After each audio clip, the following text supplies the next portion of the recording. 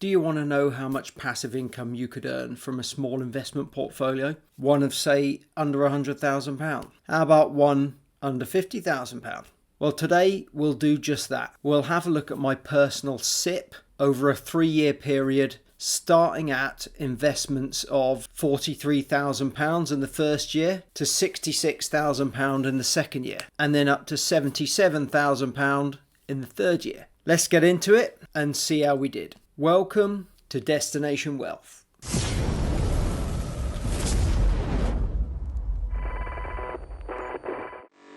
So the previous video in this series, we looked at my SIPP portfolio from 2013 of £25,000 to £36,000 in 2014 and then £41,000 in 2015. Today we're going to have a look at the next 3 years, 2016, 2017 and 2018, and just see how the portfolio grew over those 3 years.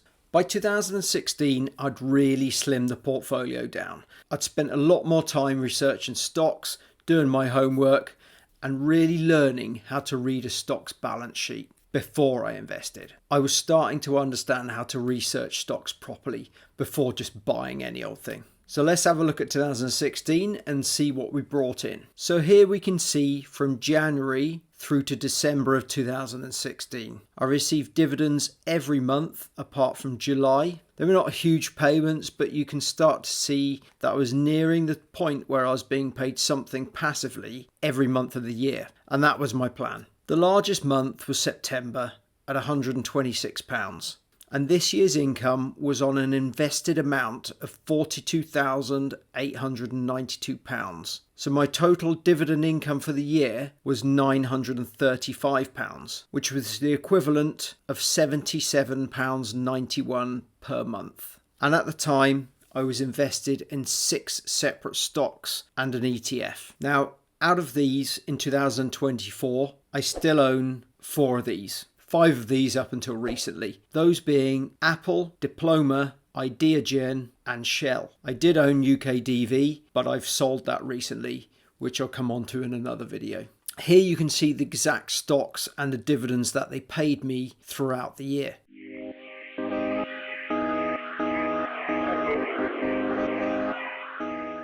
Let's now have a look and see how we did in 2017. 1 year later, and you can see that I received dividends in 11 of the 12 months. I didn't receive any in April and a paltry £8 in July. The largest month being £210 in June. This year, I hit my first milestone of reaching £1,187 for the year in passive dividend income, equating to £98.91 average per month. I now owned 9 dividend paying assets at this point, and I had added Ecora Resources, Disney and Watkin Jones. The portfolio in 2017 now stood at £66,150. Here are the stocks and the dividends they paid me throughout that year.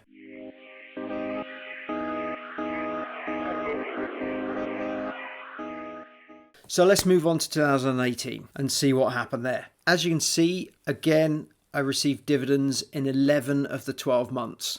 Not quite reaching my target of dividends being paid every single month of the year, but it was getting close. The largest month was £289 in August, and the yearly passive income that came in was £1,672. That was 41% more than in 2017, and this gave me an average monthly passive income of £139.33. And of the 9 assets I owned in 2018, I still own 7 of them to this day. The portfolio at this point stood at £77,258. Here are the stocks and the dividends that paid me throughout that year.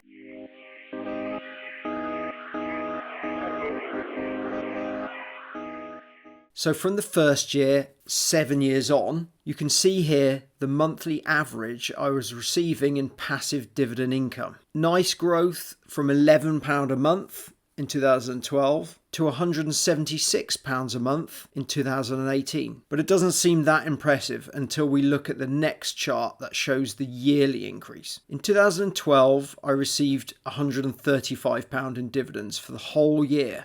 But by the end of 2018, this had ballooned to £2,112 in completely passive income. That's an increase of 1,464% and a total monetary amount of £7,751, all of which was reinvested back into the stocks that paid me those dividends, increasing my holdings in each of those stocks essentially for free. All my stock holdings in my SIPP at the end of 2018 were as follows: Apple, Babcock, Diploma, Disney, Ecora, Ideagen, Shell, the ETF UK DV, and Watkin Jones. Now, out of these, I still hold 6 of them today. So in the next video, we'll look at the next 3 years, 2019, 20 and 21. See how that developed, see what stocks I bought, what stocks I sold. We'll see how the portfolio grew and what dividends it brought. So as a little recap, let's have a look at my combined investments for the 8-year period of 2011 to 2018. That includes investments in my SIPP with Hargreaves Lansdown, my friend's Provident Company Pension, and Stocks and Shares ISA